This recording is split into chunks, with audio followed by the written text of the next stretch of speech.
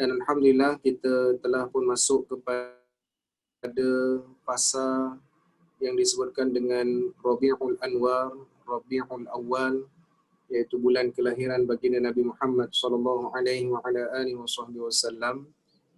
Saya menyeru untuk diri saya dan kita semua pada pagi ini, pertama, jadikan bulan Rabiul Anwar ini adalah bulan yang kita akan menambahkan kecintaan, kerinduan dan juga kasih sayang kita dengan baginda Nabi sallallahu alaihi wasallam. Dan jadikan setiap waktu pada bulan dan ketika ini adalah khusus untuk kita memberikan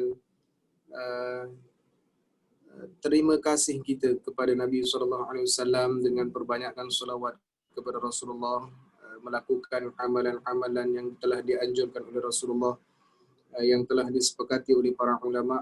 Mudah-mudahan usaha yang kita lakukan untuk mencapai kepada redha-Nya Allah melalui redha-Nya Nabi sallallahu alaihi wasallam akan dapat kita kecapi dan kita akan dapat meraih syurga-Nya Allah Subhanahu wa taala. Dan kita harapkan apa sahaja pengorbanan yang kecil kita lakukan semata-mata untuk ingat kepada Nabi sallallahu alaihi wasallam akan mendatangkan kepada kita kebahagiaan dunia dan kebahagiaan akhirat, insya-Allah. Amin Allahumma amin.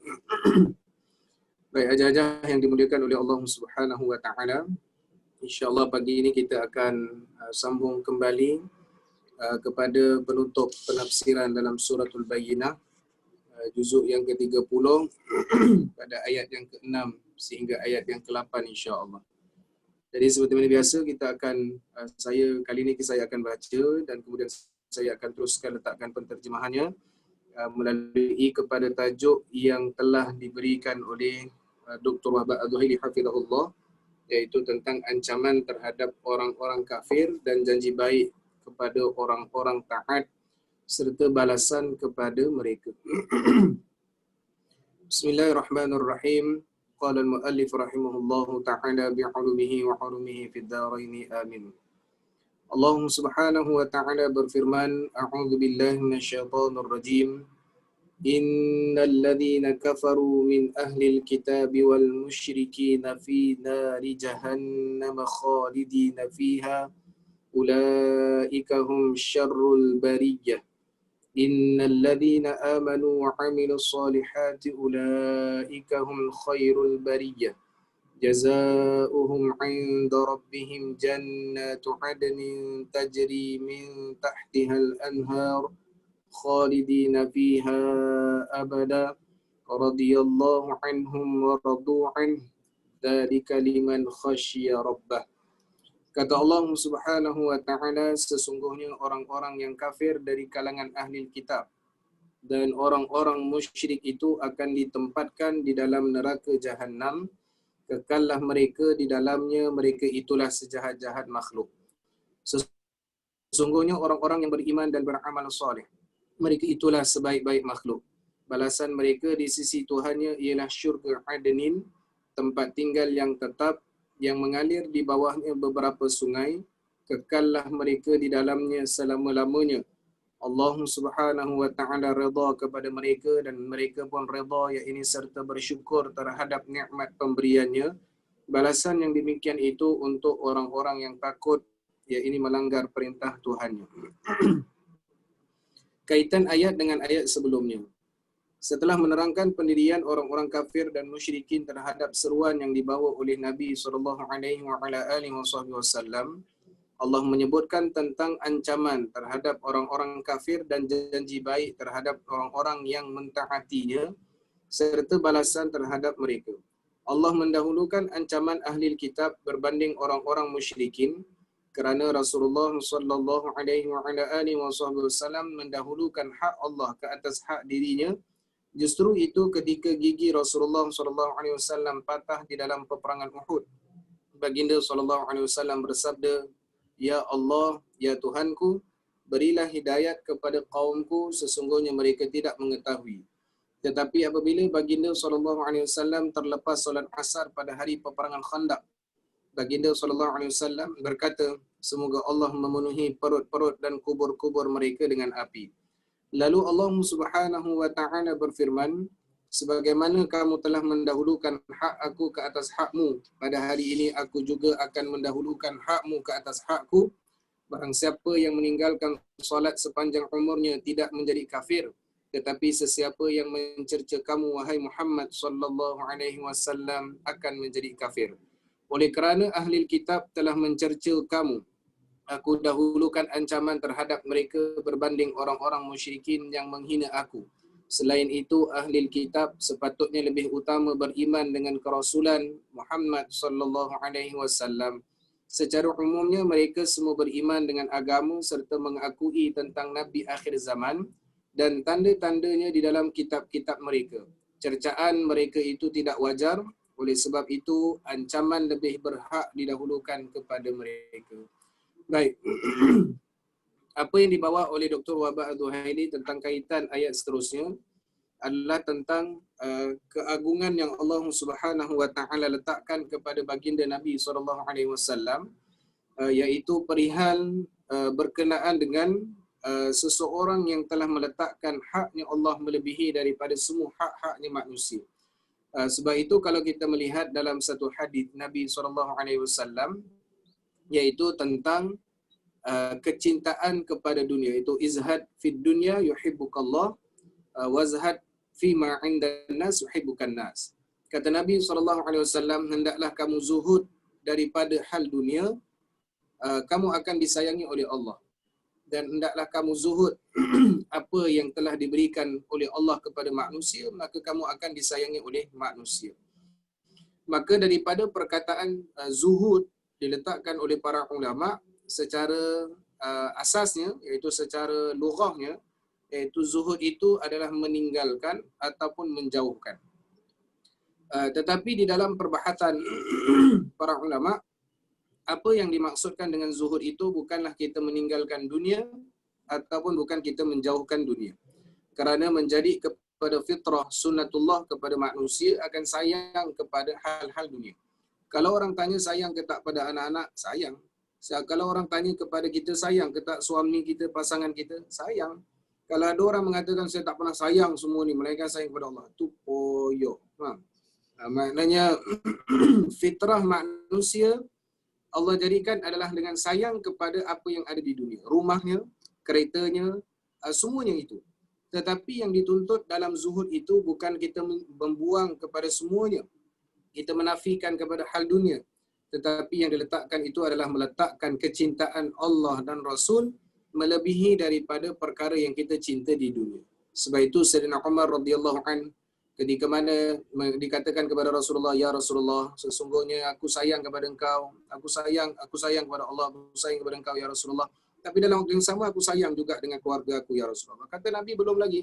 Maka akhirnya Sayyidina Umar faham. Kata Sayyidina Umar, ya Rasulullah, mulai pada hari ini aku meletakkan sayang aku kepada Allah dan engkau ya Rasulullah melebihi semuanya. Barulah Nabi mengatakan apa? Sempurnalah iman kamu. Ini menunjukkan bagaimana seseorang itu meletakkan kepada dasar cinta, dasar sayangnya, tidak ada masalah kalau meletakkan sayangnya di dunia. Nabi SAW sayang sungguh dengan cucu-cucunya yang sangat mulia, itu Sayyidina Hasan dan Sayyidina Husain. Nabi SAW sangat sayang kepada isterinya Sayyidatina Khadijah radhiyallahu anha dan yang lain-lainnya. Maka daripada semua itu nak menunjukkan tetap yang Nabi SAW letakkan keutamaan adalah Allah Azza wa Jalla. Jadi sifat begini yang ditunjukkan oleh Nabi SAW, antara contoh yang dibawakan oleh Dr. Wahbah Al-Zuhaili. Saat mana Nabi dizalimi, Nabi kata, ya Allah berikanlah hidayah kepada kaumku. Tapi saat mana Nabi SAW, saat mana para sahabat ataupun ada orang-orang yang meninggalkan solat, Nabi SAW akan meletakkan kepada apa? Ancaman. Ini menunjukkan haknya Nabi SAW telah Allah berikan kepada baginda SAW kemuliaan yang luar biasa. Bermakna antara yang lain apa dia? Allah sebut dalam Al-Quran, innal yarfa'illahu alladhina amanu minkum, bukan la tarfa'u aswatakum fawqa sautin nabi. Iaitu kata Nabi SAW, kata Allah Subhanahu wa taala, jangan engkau tinggikan suara kamu dengan suaranya baginda Nabi SAW. Apa maknanya? Nak menunjukkan bagaimana kemuliaan Nabi itu hatta meninggikan suara pun tak boleh. Tetapi untuk diri Nabi SAW, Nabi meletakkan hak keutamaannya adalah kepada Allah Azza wa Jalla. Maka hajah-hajah yang dimuliakan untuk saya khususnya, apa yang diajar oleh Nabi SAW untuk mendapatkan bantuan, kasih sayang, pemberian, nikmat yang Allah Subhanahu Wa Taala kurniakan kepada kita, keamanan, kesenangan, semuanya hendaklah mendahulukan kepada Allah berbanding semua perkara, barulah datang kepadanya, kepada dirinya. Dan kita adalah khusus umat Nabi SAW meletakkan dua-duanya, tak boleh dipisahkan. Allah dan Rasul adalah satu, seiring jalannya. Sebab itu Allah kata, ya ayyuhalladzina amanu athi'ullah wa athi'ur rasul, iaitu wa ulil amri minkum. Allah letakkan dua, taat Allah, taat Rasul. Adapun ulil am adalah tidak diletakkan dengan taat, maksudnya disandarkan dengan baginda Nabi SAW. Baik. Maka dalam ayat ini, kata pengarang kitab Dr. Wahbah Adzuhaili hafizahullah, Allah memuliakan Nabi SAW. Maknanya oleh sebab Nabi SAW meletakkan hak Allah kepada semua perkara, maka Allah meletakkan hak Nabi SAW akan semua perkara daripada umatnya. Iaitu apa dia? Orang-orang yang kalau meninggalkan solat, itu haknya Allah, tapi tetap tidak jatuh kafir. Maka sebab itu kita melihat dalam hukum fiqh, orang yang meninggalkan solat itu belum murtad, tak kafir. Tetapi bukan maksudnya kita rasa, oh boleh saja tinggalkan solat. Tidak, na'udzubillah. Tetapi nak katanya itu haknya Allah. Tapi ulama fiqh ambil kepada perkataan untuk tidak kafir, sebab itu Allah berikan pengisytiharan kepada Nabi, wahai Muhammad, orang yang tinggalkan solat belum jatuh kafir. Tetapi orang yang mencerca kamu ya Rasulullah, maka orang ini akan jadi kafir. Maknanya setelah Nabi berikan semua hak kepada Allah, maka Allah berikan haknya Allah kepada Nabi SAW, dan Allah berikan hak tadi kemuliaan kepada jasadnya Nabi SAW. Jadi apa khulasah yang kita boleh dapat? Iaitu seseorang itu takkan mulia, takkan mendapatkan ketinggian darjat, takkan mendapatkan kesempurnaan, semuanya setelah mana dia mendahulukan haknya Allah dan haknya Rasulullah sallallahu alaihi wa ala alihi wasallam. Maka apa kaitannya orang-orang yang ahli kitab, termasuk kepada orang yang masuk kepada ahli neraka yang kekal di dalamnya? Kerana mereka ini bukan sekadar mentaati Allah, tetapi mereka menghina dan mencerca baginda Nabi SAW. Kan sebab itu dalam ayat Quran apa? Kata Allah dalam surah, Allahumma salli ala Muhammad, surah Ad-Dhariyat kalau tak silap saya, surah Ad-Dhariyat. Kata Allah apa dia? Tidaklah diutuskan semua para nabi dan para rasul, melainkan mereka semua akan mengatakan, itu orang-orang syirik, orang-orang yang kufur, mereka mengatakan apa? Qalu sahirun aw majnun. Tak lainlah mereka ni, para nabi ni adalah tukang sihir dan orang yang gila. Maka oleh sebab penghinaan yang berlaku kepada Nabi Muhammad SAW oleh ahli kitab, dan ahli kitab ini khusus kepada Yahudi dan Nasara, yang mana mereka kenal sungguh kepada Nabi SAW. Dalam satu riwayat, ketika mana satu orang Yahudi perempuan yang menjadikan asbab oleh Allah akan sakitnya Nabi SAW membawa kepada kewafatan dan mangkatnya baginda Nabi SAW. Iaitu apa dia? Yahudi perempuan beri makan kepada Nabi SAW dengan diracunkan kambing yang dihadiahkan kepada Nabi SAW. Nabi makan, dan satu orang sahabat makan sekali dengan Nabi SAW. Waktu itu sahabat ni mati terus. Maknanya terlalu kuatnya racun yang diletakkan di dalam makanan yang dihidangkan kepada Nabi SAW. Antara yang sahabat yang wafat itu adalah Sayyidina Bishr kalau tak silap saya. Iaitu Sayyidina Bishr ini meninggal dunia pada waktu tersebut. Sebab apa? Kuatnya racun yang diberikan oleh Yahudi tadi. Dan diberikan kepada Nabi SAW adalah tempat ataupun bahagian yang Nabi paling suka.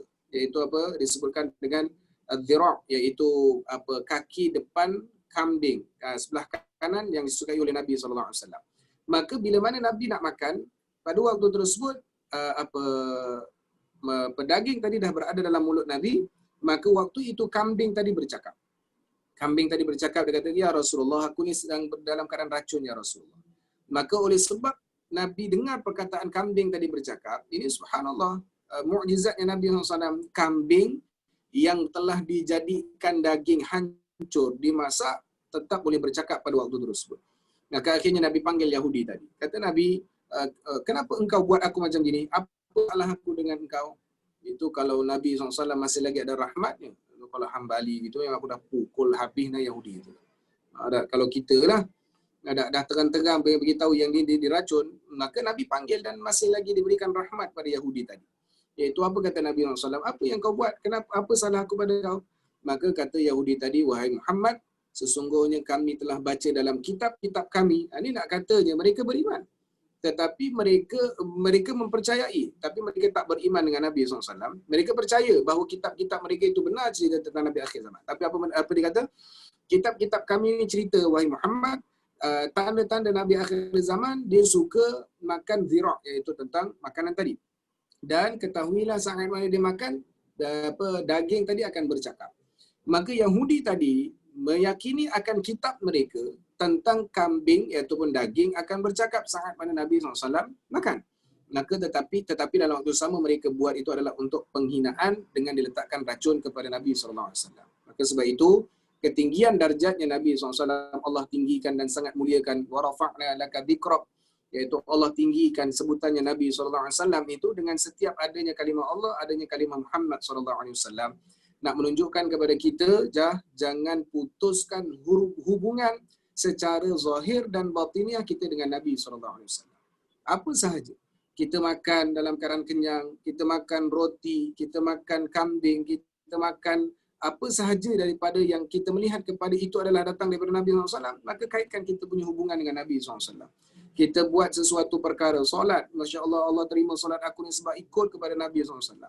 Kita buat sedekah, ya Allah, ini kau terima sedekah aku sebab Nabi SAW orang yang banyak sedekah. Dikaitkan hubungan kita dengan perbuatannya Nabi Muhammad sallallahu alaihi wa ala alihi wasallam. Maka kata Allah, oleh sebab ahli kitab tu lebih utama beriman dengan Nabi sebab dia kenal Nabi.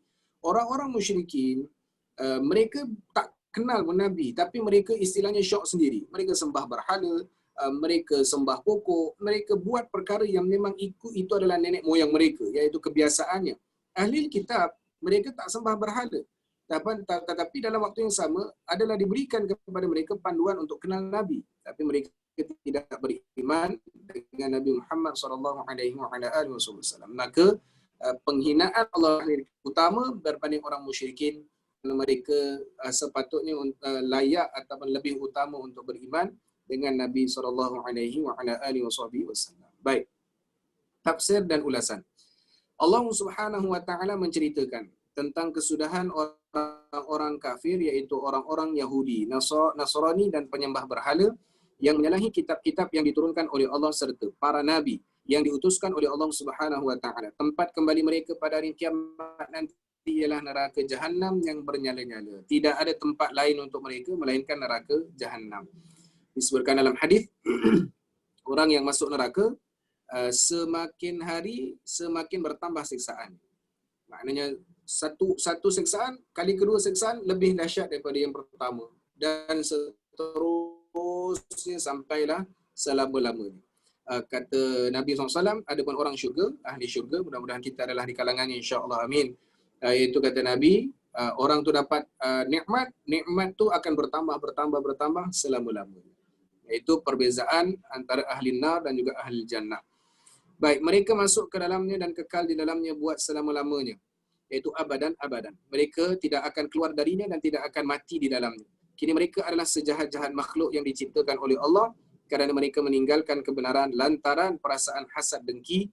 Kelak mereka akan menjadi makhluk yang paling buruk dan paling malang nasibnya.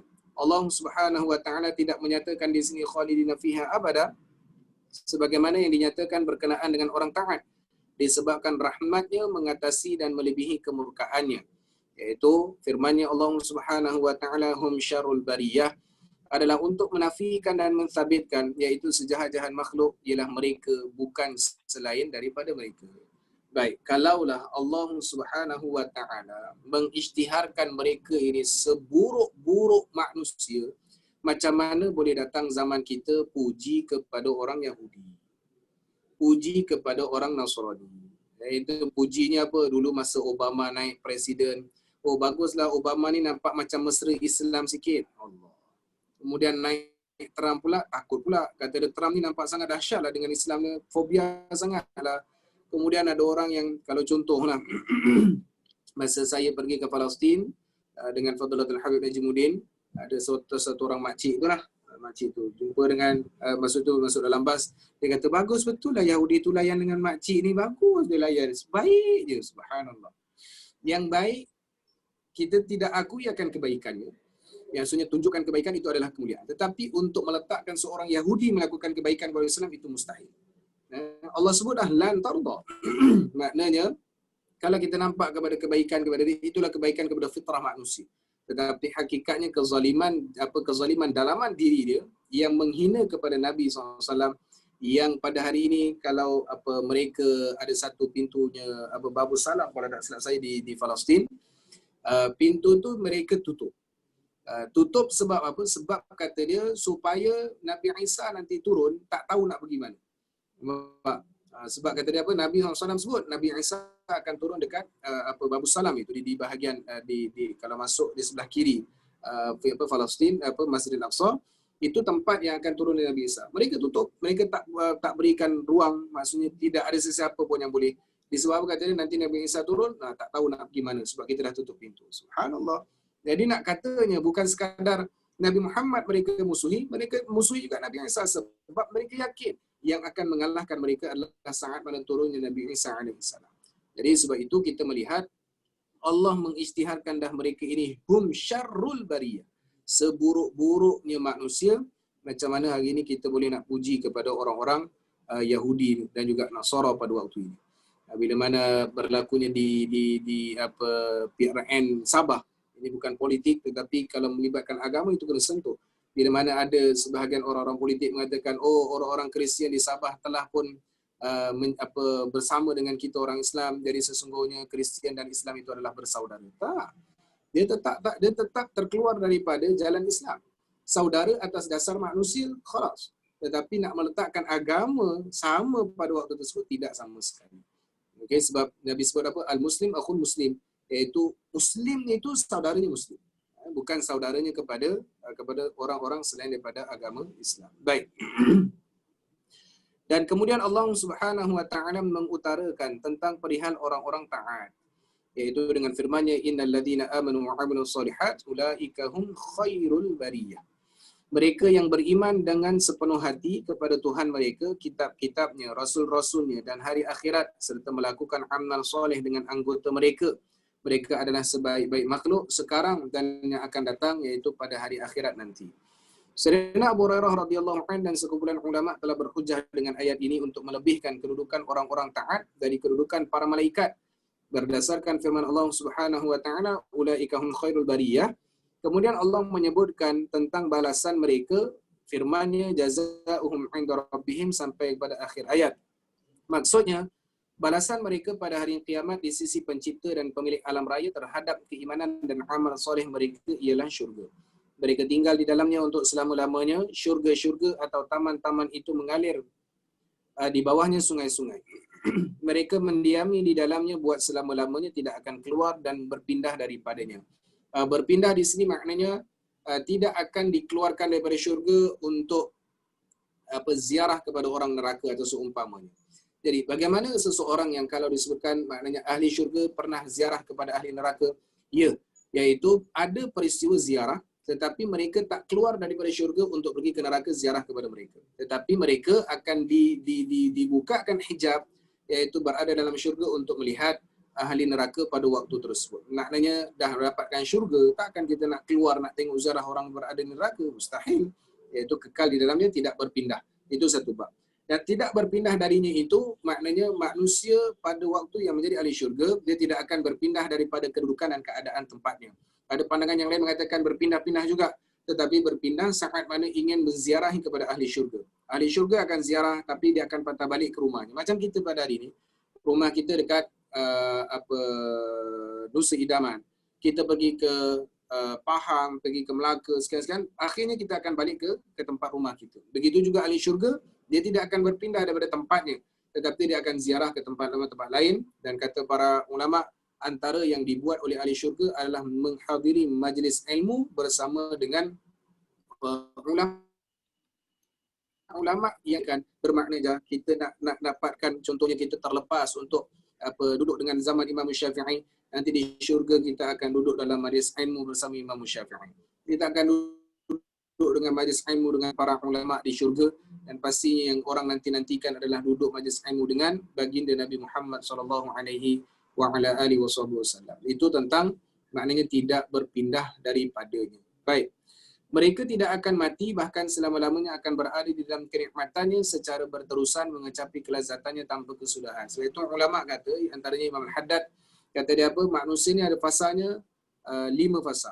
Iaitu namanya fasa pertama arwah, yang kedua fasa rahim, yang ketiga fasa dunia, yang keempat fasa barzakh, dan yang kelima adalah fasa akhirat. Maka 5 fasa ni semua akan berpindah. Iaitu daripada alam arwah kita berpindah ke alam rahim. Daripada alam rahim kita berpindah ke alam dunia. Daripada alam dunia kita berpindah ke alam barzakh, dan daripada alam barzakh kita berpindah ke dalam alamnya akhirat. Maka perpindahan ini berlaku ketika umat manusia pada fasa terakhir, iaitu di alam akhirat, dia tidak akan ada perpindahan melainkan ditempatkan dua, syurga ataupun nerakanya Allah Azza wa Jalla, na'udzubillah min dzalik. Baik. Maka dalam hal ini diletakkan di dalam perbahasan. Okey, Ustaz?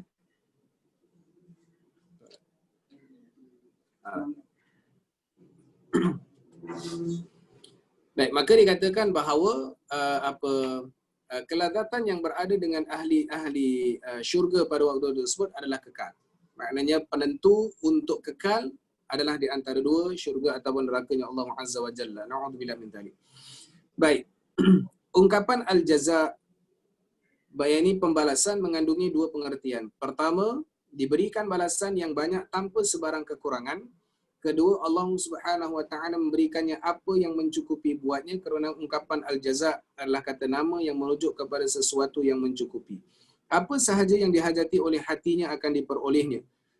Sebagaimana firman Allah Subhanahu wa taala, maksudnya, dan kamu akan dapat pada hari akhirat apa sahaja yang diingini oleh nafsu kamu. Surah Fussilat ayat yang ke-31. Firman Allah Subhanahu wa taala tajri, menunjukkan bahawa air yang mengalir adalah lebih baik dari air yang tidak mengalir. Allah Subhanahu wa taala redha kepada mereka kerana mereka taat kepada perintah dan menerima syariatnya. Mereka pula redha kepada Allah justru pahala dan kurnia nikmat yang menyeluruh dianugerahkan kepada mereka, serta memenuhi keperluan mereka dengan syurga yang tidak pernah dilihat oleh mata atau didengar oleh telinga dan terlintas di hati sanubari manusia. Baik, apa makna kita redha dengan Allah? Iaitu apanya? Mereka pula redha kepada Allah. Adakah seseorang itu perlu layak untuk mendapatkan, dia kata tak apalah Allah, aku redha pada engkau? Adakah begitu? Maka ayat ini memberikan isyarat di dalam radhiyallahu anhu maradu'an, iaitu Allah redha kepada mereka dan mereka redha kepada Allah.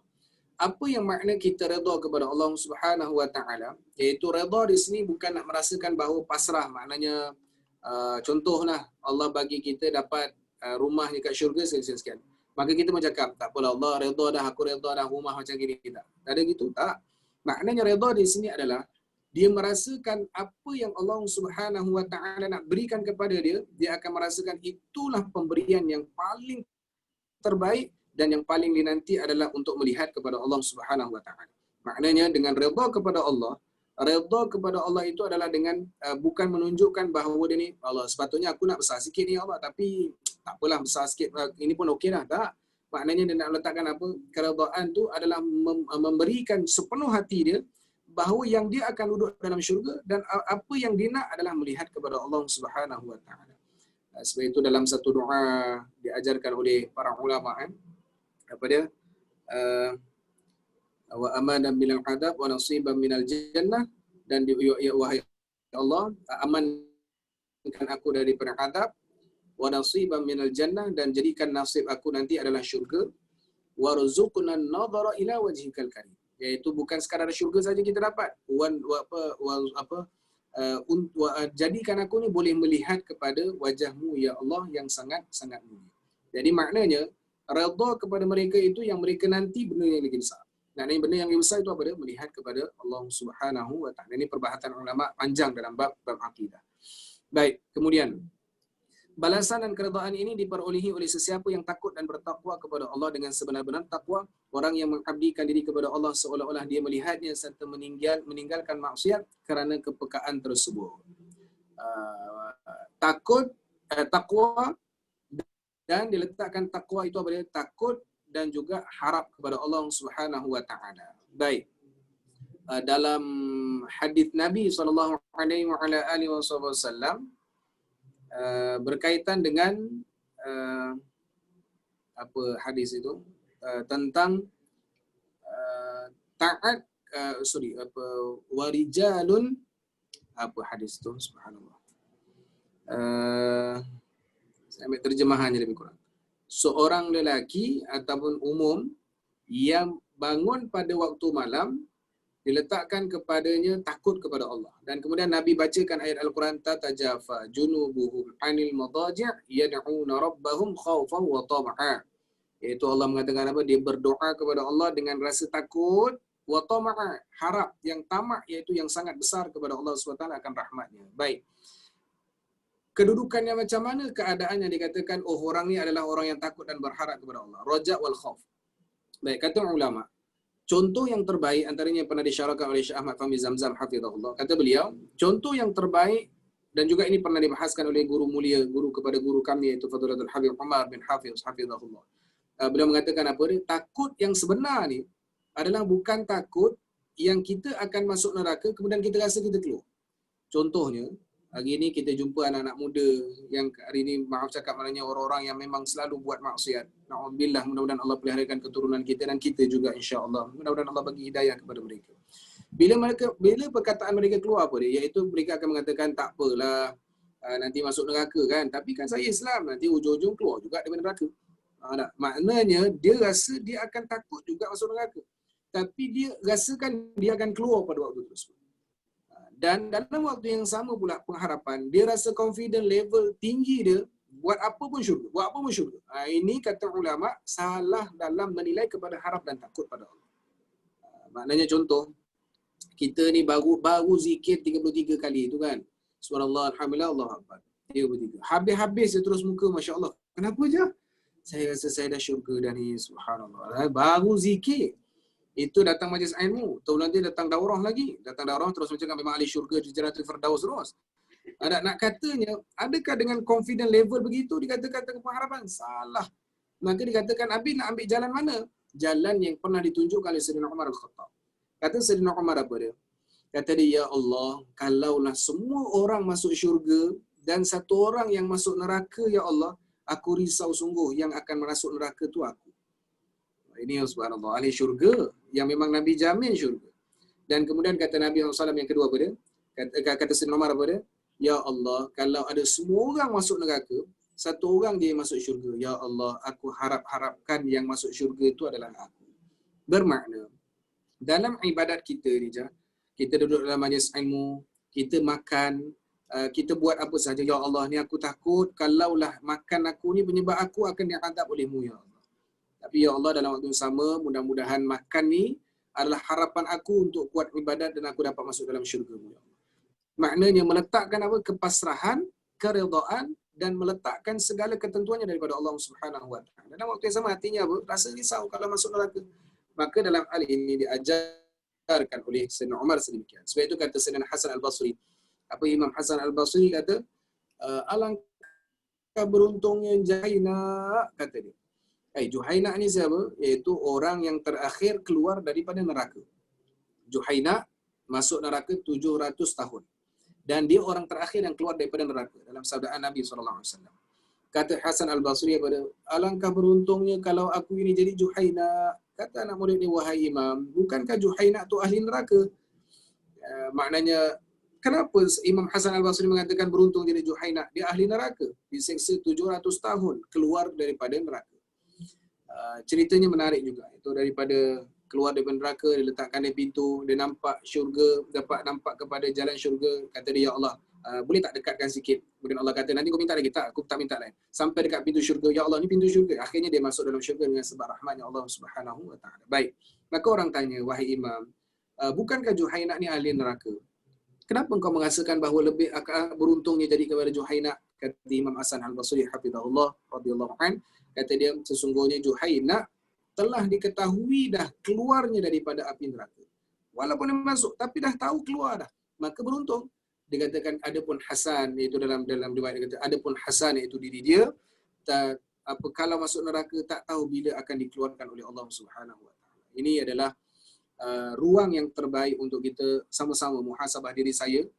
Kita berada fasa yang kita tak tahu ketentuannya, tapi yang kita harapkan adalah syafaat Nabi Muhammad SAW. Jadi apa sahaja yang kita dapatkan nilai adalah untuk mendapatkan apa keberkatan daripada baginda Nabi Muhammad SAW. Kemudian dalam ayat ini juga terdapat ancaman kepada orang yang takut kepada objek selain daripada Allah serta menyekutuinya dengan objek sembahan lain dalam semua amalan. Di samping itu, ayat ini juga mengandungi galakan supaya manusia bertakwa kepada Allah dan takut hanya kepada Allah. Dengan demikian, amalan mereka akan menjadi tulus ikhlas untuk Allah yang Maha Esa. Selain itu, ayat ini juga seolah-olah memaklumkan bahawa antara syarat menunaikan ibadat seperti puasa dan solat dengan cara yang betul ialah dengan diiringi oleh perasaan takut dan khusyuk kepada Allah Subhanahu wa taala. Dan Imam Ahmad telah meriwayatkan daripada Abu Hurairah radhiyallahu anhu katanya, Rasulullah sallallahu alaihi wasallam telah bersabda, "Sukakah kalian aku ceritakan kepada kamu tentang sebaik-baik makhluk?" Mereka menjawab, "Ya wahai Rasulullah sallallahu alaihi wasallam." Sabda Nabi sallallahu alaihi wasallam, lelaki yang siap siaga memegang tali kekang kuda untuk berjuang di jalan Allah Azza wa Jalla, setiap kali dia mendengar seruan peperangan, dia segera menunggangnya. Sukakah kalian aku ceritakan lagi kepada kamu tentang sebaik-baik makhluk? Mereka berkata, "Ya wahai Rasulullah." Sabda baginda sallallahu alaihi wasallam, lelaki yang sibuk mengembala sekawan kambingnya tetapi tetap menunaikan solat dan mengeluarkan zakat. Sukakah kalian aku ceritakan pula kepada kamu tentang sejahat-jahat makhluk? Mereka menjawab, "Ya." Sabda baginda SAW, orang yang apabila diminta darinya itu sedekah atau bantuan dengan nama Allah, dia tidak memberikannya. Baik. Pertama, Nabi disebutkan oleh Dr. Abdul Haili tadi, iaitu tentang ada ancaman tentang orang yang takut selain daripada Allah. Baik, takut kepada Allah kan kita letakkan takut itu suatu musibah. Contohnya, anak kita balik daripada luar negara, pergi belajar dekat luar negara, kita pun rasa takut sungguh lah. Kita mau cakap astaghfirullahalazim, jangan takut selain daripada Allah. Itu bukan takut yang diletakkan dengan kaitan ibadat kepada Allah. Takut kita ni takut umum, maknanya bukan takut penyembahan. Bukan kita takut penyembahan, maknanya sampai kita sembah kepada kapal terbang, sampai kita buat amalan sampai letak kapal terbang dekat air kan, kapal terbang mainan letak kat air, sambil anak kita terbang, kita pun terbang kan kapal terbang tu. Itu mabuk ketung. Maknanya bukan itu. Tetapi yang diajarkan adalah tentang kita akan ada kerisauan. Kerisauan. Nabi SAW berisau kepada umat. Nabi SAW akan mengajarkan akan takut kepada sesuatu. Itu ada khair. Tetapi yang diletakkan adalah takut kepada Allah SWT adalah semakin kita dekat dan rapat hubungan kita dengan Allah SWT. Apa tandanya, Jah? Tandanya saat kita sakit. Tandanya saat ada musibah yang Allah uji. Tandanya saat mana Allah susahkan kita. Itu semua tanda-tanda yang menunjukkan bahawa kita sedang diajak untuk merapatkan hubungan kita dengan Allah Subhanahu Wa Taala. Orang yang sakit, orang yang sakit itu adalah seronok untuk Allah suka untuk mendengar bicaranya, memanggil kepada Allah Azza wa Jalla. Orang yang dalam kesempitan, Allah akan menanti kepada mereka semua ini. Jadi pertama, setiap musibah yang balak, itu dalam keadaan kesusahan. Tetapi kita bila setiap kesusahan itu adanya hubungan kita dengan Allah Subhanahu Wa Taala. Covid Allah uji. Kalau tak, setiap hari kita tak minta tolak balak. Tapi hari ini setiap hari kita doa tolak balak. Setiap hari kita akan risau kepada kita. Dan setiap hari kita akan rapatkan hubungan kita dengan Allah. Bergantung dengan Allah. Yasin kita baca, zikir seumpamanya adalah semua mengingatkan kita kepada Allah Subhanahu Wa Taala. Maka dibawakan dalam satu riwayat, Nabi kata ada sebaik-baik makhluk. Pertama, lelaki yang bersiap sedia untuk sahut seruan jihad dan jalan Allah. Yang kedua, iaitu orang yang sibuk dalam keadaan dunianya tetapi tetap tidak melupakan kepada haknya kepada Allah Subhanahu Wa Taala. Ini kita awal tadi cerita tu. Cinta itu fitrah. Maknanya kita cinta dengan kenderaan, cinta dengan rumah, cinta dengan keluarga, tapi saat mana ada seruan daripada Allah, mereka akan tinggalkan dan mereka akan sahut seruannya Allah, bahkan mereka akan meletakkan kepada perbuatan dia pengibadahan kepada Allah SWT itu lebih utama. Baik. Kemudian dan dikatakan oleh Nabi SAW, sejahat-jahat makhluk iaitu dengan nama Allah, iaitu dengan orang tu meminta bantuan, maka dia tidak memberikannya. Baik, dalam hal ini perbahasan ulama banyak, iaitu adakah tentang harta, adakah tentang seseorang yang minta bantuan, adakah seseorang yang memang memerlukan daripada kita apa-apa sahaja, dan kemudian kita tak memberikannya akan mendapatkan sejahat-jahat buah makhluk. Tidak, iaitu dikatakan apa dia, seseorang yang meletakkan kebergantungan sebab melalui kita, dan kita waktu tersebut mengetahui bahawa kita akan ada keupayaan, kemampuan, tetapi kita menafikan bahawa itu adalah kemampuan datang daripada kita. Sedangkan itu adalah pemberian daripada Allah Subhanahu Wa Taala. Contoh, ada orang minta kita, kita ni pakar admat contohnya. Anak kita, anak kawan kita, dia ni kurang admat. Kemudian ajar hantar dekat kita. Kita pun kata, saya sibuk sangat apa semua. Sedangkan dia ada keupayaan, Allah berikan kepada dia, dan dia pula keluar perkataan, kata dia apa, belajar betul-betul. Ini semacam ilmu tu dia yang dapat.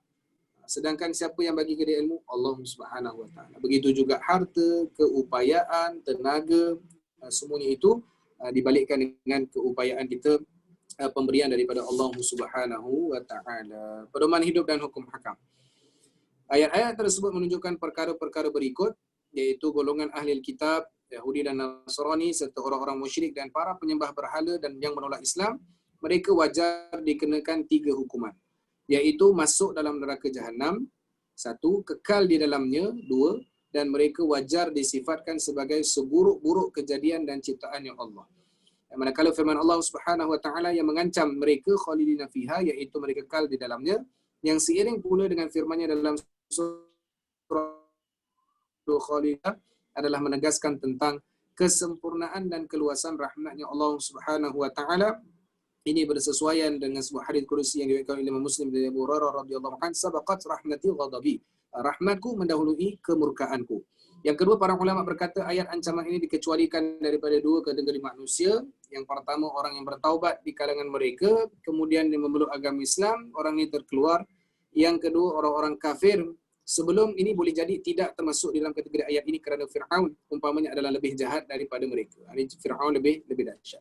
Yang ketiga, orang-orang yang beriman dan beramal soleh berhak mendapat 4 jenis ganjaran. Mudah-mudahan kita adalah golongan tersebut, insya-Allah. Amin. Iaitu apa dia? Disifatkan sebagai sebaik-baik makhluk, dapat masuk syurga yang mengalir di bawahnya sungai-sungai, kekal di dalamnya selama-lamanya, dan akhirnya mendapat keredaan Allah Subhanahu Wa Taala. Allah meredai amalan-amalan mereka, manakala mereka meredai Allah, yakni mereka meredai ganjaran yang Allah Subhanahu Wa Taala terhadap mereka. Yang keempat, wa'amilus solihat, melakukan amal-amal soleh. Sebenarnya kekal di dalam syurga adalah lebih baik dari sekadar masuk syurga sahaja.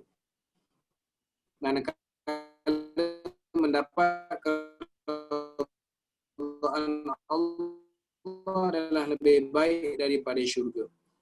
Dia begini, ayat dia gini. Kalau Abu Talib iaitu pakai tongkat dan kemudian menggelegak otak dia. Maka ulama kata Abu Talib dengan Abu Lahab ni sama ke dengan standard dia? Tak. Abu Lahab di dalam neraka, Abu Talib daripada neraka. Bermakna Abu Talib tak masuk dalam neraka, tetapi dia diberikan adab daripada barang yang ada dalam neraka. Sama juga yang ni, iaitu maksud dikatakan apa? Kekal dalam syurga lebih baik daripada sekadar masuk. Maknanya sekadar ziarah, lebih baik kekal. Tapi dalam kekal dalam syurga, dengan redanya Allah, lebih baik redanya Allah Subhanahu Wa Taala berbanding kekal daripada syurga. Maka pemahaman ayat ini sama ada berdasarkan muqabalah al-jam', muqabalatul jam'i bil ajmi,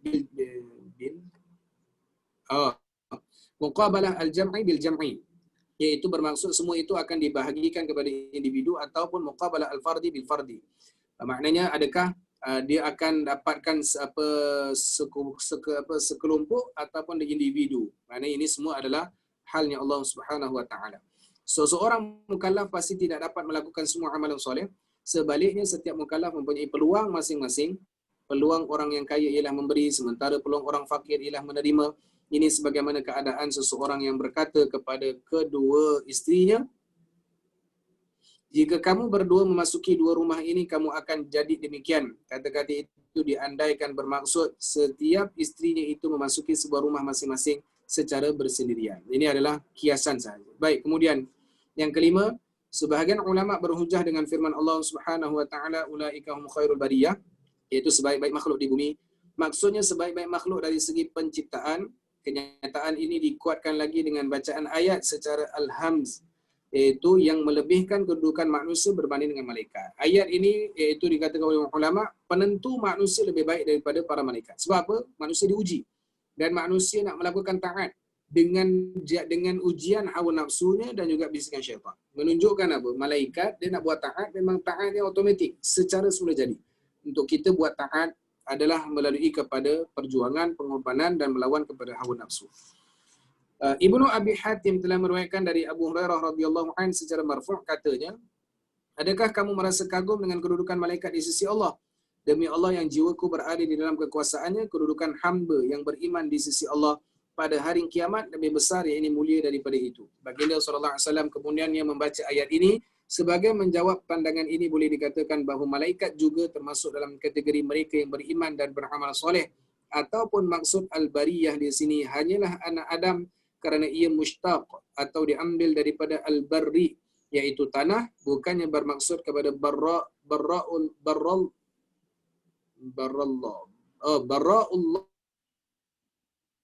kerana Allah mencipta setiap makhluk. Justru itu malaikat tidak termasuk di dalam maksud ayat ini sama sekali. Dan terakhir, dzalika liman khasyiya rabbah, itulah balasan orang yang takut kepada Tuhannya adalah seiras dengan firman Allah, innama yakhsyallaha min ibadihil ulama.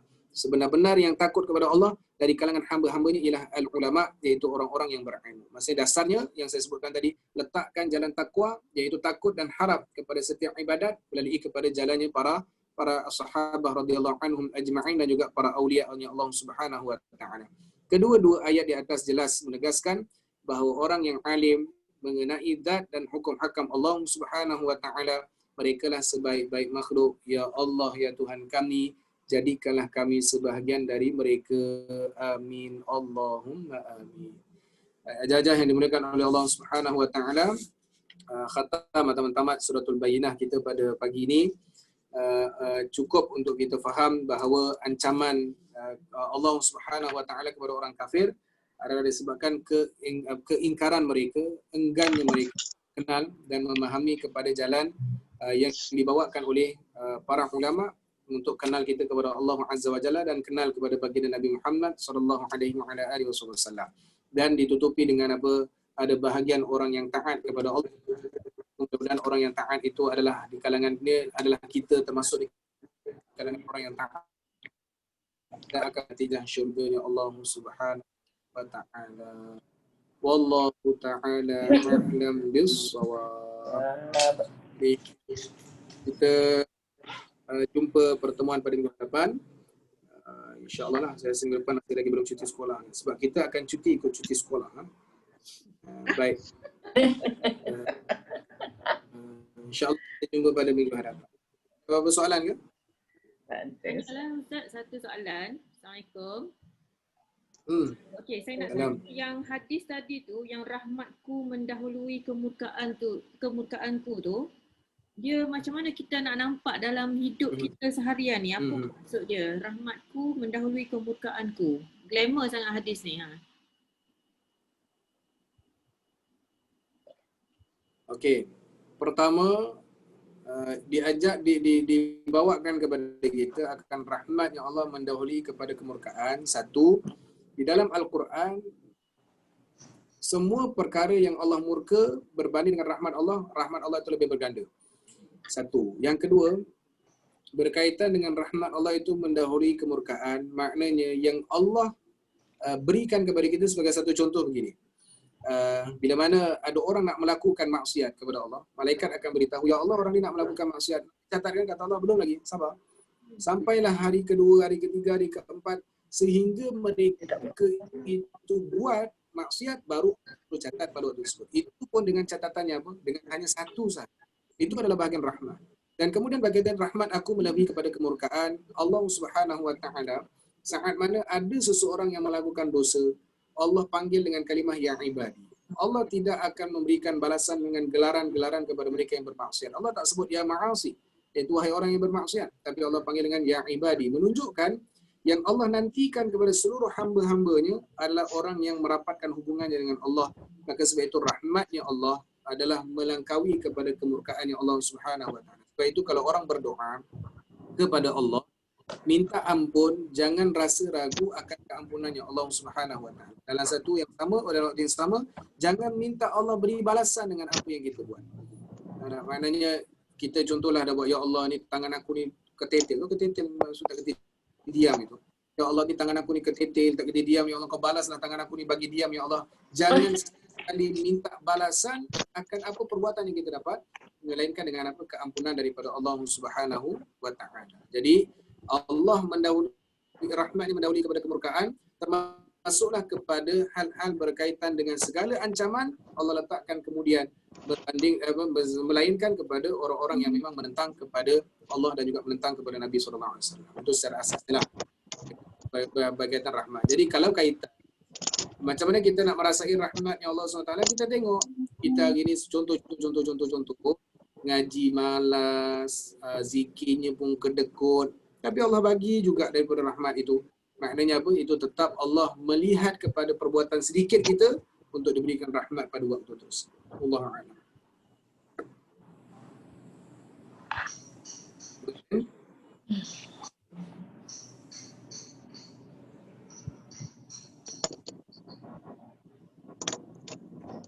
Kalau siapa nak tanya soalan boleh saya dah unmute semua. Boleh nak tanya soalan Mak Ram ke atau nak tanya apa-apa?